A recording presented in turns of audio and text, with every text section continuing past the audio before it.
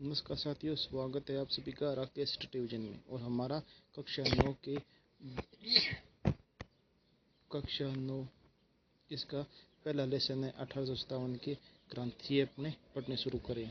मुगल साम्राज्य के पतन के पश्चात देश में उत्पन्न अराजकता से राजस्थान में जुटा नहीं रहा। औरंगजेब की मृत्यु से उत्पन्न शक्ति रिक्तता को एक बार की तो मराठों ने भर दिया। मराठों ने दक्षिण में प्रभुत्व स्थापित करने के पश्चात मालवा और गुजरात में अपना प्रभाव स्थापित कर लिया था। अतः अब उनके लिए राजस्थान में प्रवेश करना सहज हो गया। मई 1711 ईस्वी में प्रथम बार मराठों ने मंदसौर के निकट मेवाड़ी से धन एकत्रित किया। यह प्रश्न पहले भी आया हुआ है। इस घटना से चिंतित उदयपुर के महाराणा संग्राम ने पहले जयपुर के शासक जय सिंह और बाद में मुगल बादशाह मोहम्मद शाह से मराठा समस्या के बारे में विचार विमर्श किया। 1724 ईस्वी के बाद राजस्थान में मराठा आक्रमणों में तेजी आई। इसी बीच अप्रैल 1734 ईस्वी बूंदी के पदच्युत शासक बुद्ध सिंह ने मराठों से सहायता प्राप्त कर दलेल सिंह को गद्दी से हटा दिया। राजस्थान के किसी शासक द्वारा आंतरिक संघर्ष में मराठों को आमंत्रित करने का यह प्रथम अवसर था। बाद में राजस्थान में मराठों का हस्तक्षेप बढ़ते गया। तो इस पेरे के अंदर ये 2 या 3 प्रश्न है कि प्रथम बार राजस्थान ने मराठों को किसने आमंत्रित किया। तो किसने आमंत्रित किया था? बूंदी के पदच्युत शासक बुद्ध सिंह ने मराठों की सहायता प्राप्त करके और दलेल सिंह को गद्दी से हटाने के लिए मराठों को आमंत्रित किया था। कब किया था? 1734 में। ये प्रश्न आया हुआ भी है। 1734 में जो बूंदी के शासक थे बुद्ध सिंह, उन्होंने मराठों से सहायता प्राप्त करके और दलेल सिंह को गद्दी से हटाने के लिए मराठों से सहायता मांगी थी। ठीक है, इसके बाद में अपने नेक्स्ट पढ़ते हैं। 1735 ईस्वी में मालवा पर अधिकार करने के बाद मराठों को राजस्थान पर आक्रमण करने के लिए एक आसान मार्ग मिल गया। राजस्थान में मराठे कोटा, मेवाड़, डूंगरपुर, बांसवाड़ा में घुसपैठ कर वहां से धन पाने के बाद कुछ समय तक संतुष्ट है, लेकिन शीघ्र ही वे राजाओं को नहीं वरन सेठ साहूकारों को भी लूटने लगे। उन्होंने राजस्थान के नरेशों के आंतरिक मामलों में हस्तक्षेप करना भी प्रारंभ कर दिया। बूंदी, जोधपुर और जयपुर रियासतों में उनका प्रवेश इसी बहाने हुआ था। नादिर शाह के आक्रमण के समय भी मराठों ने हिंदू धर्म के नाम पर राजस्थान के राजाओं को संगठित करने का प्रयास किया, लेकिन मुगल दरबार में दलबंदी के कारण राजपूत शासक भी परस्पर लड़ने लगे। इस प्रकार केंद्र में उत्पन्न शून्यता की पूर्ति के लिए मराठा राजस्थान में आने लगे। शाह ने पेशवा बाजीराव को राजस्थान से चौथ और सरदेश मुखी, ये 2 कर है, चौथ और सरदेश मुखी, ये दो कर लगाने का आदेश किसने दिया था? ये आदेश दिया था पेशवा बाजीराव को। किसने? शाह ने। जो महाराष्ट्र में शाह थे, उन्होंने पेशवा बाजीराव को राजस्थान से चौथ और सरदेश मुखी ये कर वसूलने के लिए आदेश दिया। 1732 ईस्वी में स्वाई जय सिंह, जो मालवा का सूबेदार था, उसे मराठों ने घेर लिया। जय सिंह ने पराजय स्वीकार कर ली और 28 परगनों को देने पड़े। 1761 से 1791 के मध्य राजस्थान में राजपूत शासकों की कमजोर स्थिति के कारण विविध राज्यों पर मराठों का प्रभुत्व हो गया। अब यहाँ पे एक प्रश्न ये भी बन सकता है कि राजस्थान के जो राजाओं से चौथ और सरदेश मुखी 2 कर है, चौथ और सरदेश मुखी कर है, चौथ और सरदेश मुखी कर है, ये वसूलने के लिए किसको भेजा? तो अपने यहाँ पे किसको भेजा था? पेशवा बाजीराव को राजस्थान में भेजा था, चौथ और सरदेश मुखी। ये प्रश्न आ सकता है, इंपॉर्टेंट है।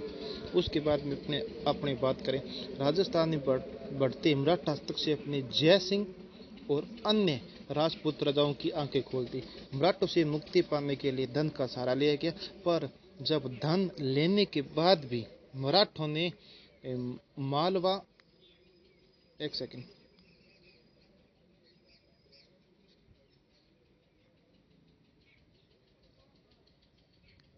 मालवा खाली नहीं किया तो पुनः संगठित प्रयास किए जाने लगे।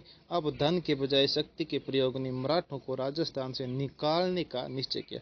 अतः जुलाई 1734 ईस्वी में जयपुर, जोधपुर, उदयपुर, कोटा, किशनगढ़, नागौर, बीकानेर के साथ साथ मेवाड़ के हुरडा नामक मेवाड़ के हुडा नामक स्थान पर एकत्रित हुए और 17 जुलाई 1734 ईस्वी को एक संधि पत्र पर हस्ताक्षर किए, जिसके अनुसार राजस्थान के सभी शासकों ने विपत्ति के समय सहयोग देने का वादा किया। वहाँ वर्षा ऋतु के बाद मराठों के विरुद्ध कार्रवाई हेतु रामपुरा में एकत्रित होना तय हुआ। इस संधि में यह तय हुआ कि हम रामपुरा में एकत्रित होंगे। ठीक है।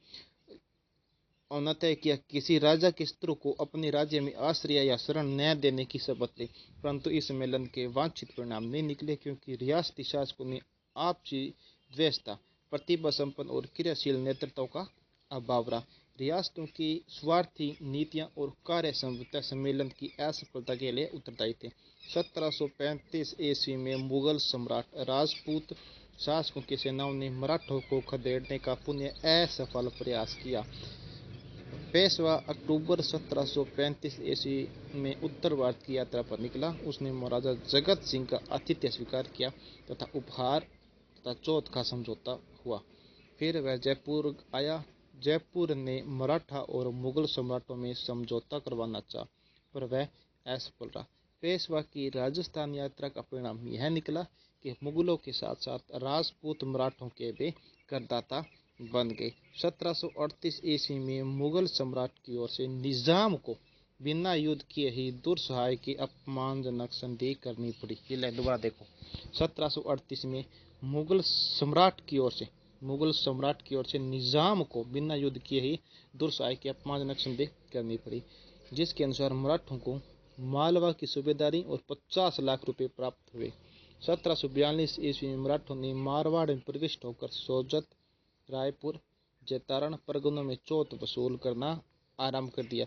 1787 ईस्वी में राजपूतों ने संगठित होकर तुंगा नामक स्थान पर मराठों को परास्त किया। 1791 ईस्वी के बाद मराठा शक्ति क्षीण होने लगी।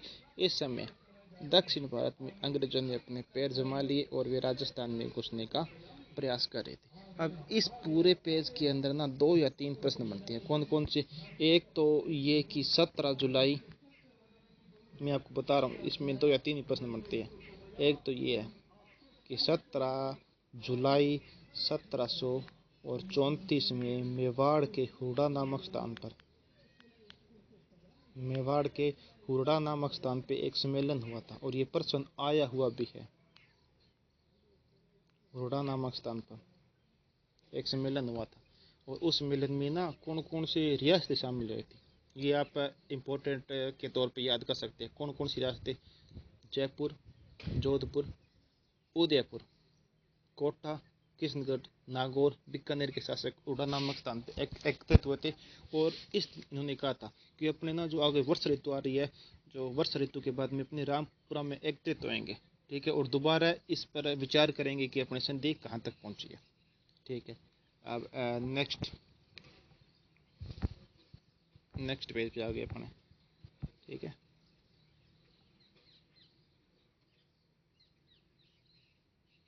अच्छा, ठीक है।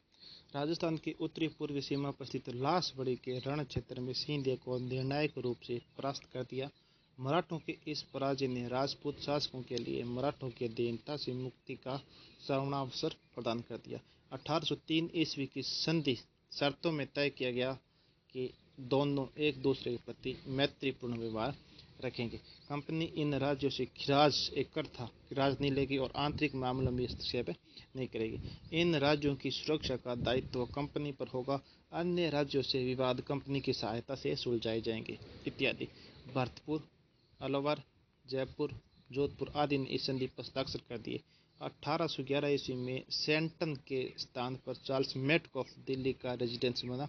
उसने गवर्नर जनरल लॉर्ड मिंटो को सुझाव दिया कि मराठों, अमीर खां पिंडारियों की विध्वंसकारी कार्रवाई को समाप्त करने के लिए ब्रिटिश रक्षण में राजपूत राज्यों का एक संघ बना लिया जाए। अब ना मराठों से परेशान थे, राजस्थान के शासक थे ना वो सारे, तो अंग्रेजों ने इनको एक ऑफर दिया था कि आप ना हमारे साथ एक संधि कर लो और मराठों से हम आपकी सहायता करेंगे। ठीक है। तो ये एक संधि की थी अंग्रेजों ने, ब्रिटिश साम्राज्य ने राजस्थान की रियासतों के साथ, और उस संधि पे हस्ताक्षर किसने कर दिए थे? भरतपुर ने, अलवर ने, जयपुर ने और जोधपुर ने कर दिया था। इन्होंने कहा था कि हम ना आपसे खिराज नहीं लेंगे, कि राज नहीं लेंगे। बाकी हमें आप अपनी जो ये ब्रिटिश ईस्ट इंडिया कंपनी है, इसका जो अपने मेंटन बनता है ना, वो मेंटन देते रहना। ठीक है। अब नेक्स्ट ये अपने पे रखे, तत्कालीन गवर्नर जनरल लॉर्ड हेगिस्टन सभी विरोधियों का दमन करके भारत में कंपनी की सर्वोच्च सत्ता साबित करना चाहता था, किंतु यह तभी संभव था जब होलकर और सिंधिया उनके राज्यों में सीमित कर दिया जाता और पिंडारियों की शक्ति का दमन किया जाता। इसके लिए राजपूत राज्यों को संरक्षण में लेना अंग्रेजों के लिए अनिवार्य था, क्योंकि ये राज्य ही सिंधिया, होलकर और पिंडारियों के प्रभाव क्षेत्र में थे। अतः अंग्रेजों ने 5 नवंबर 1817 ईस्वी को होलकर से नई संधि करके राजस्थान के राज्यों एक सेकेंड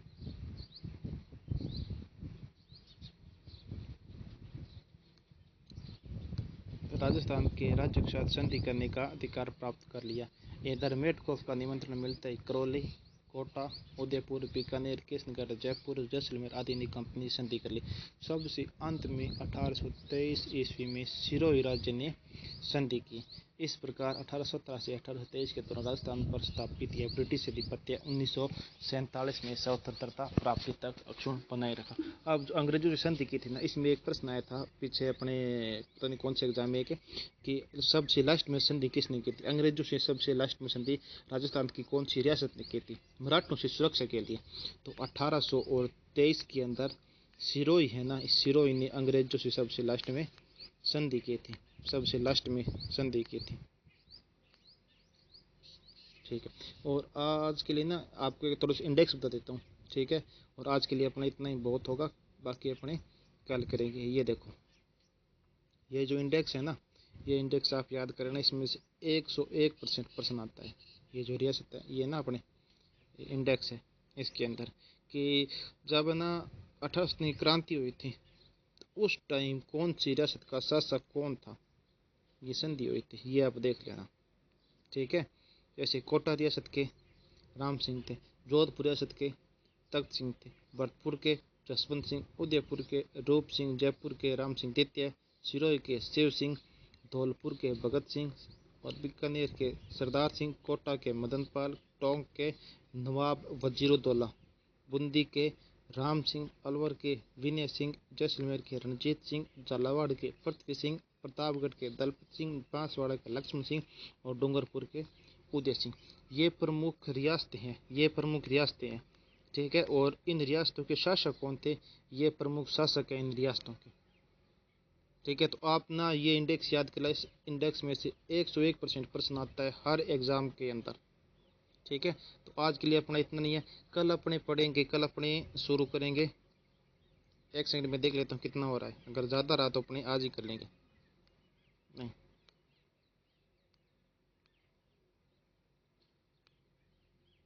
आज अपने इतने करेंगे, कल अपने ना यहाँ से दोबारा शुरू करेंगे। ये यहाँ से कल है ना, आगे से यहाँ से अपने कल दोबारा शुरू करेंगे। ये इतना, ये यहाँ से दोबारा शुरू करेंगे। ठीक।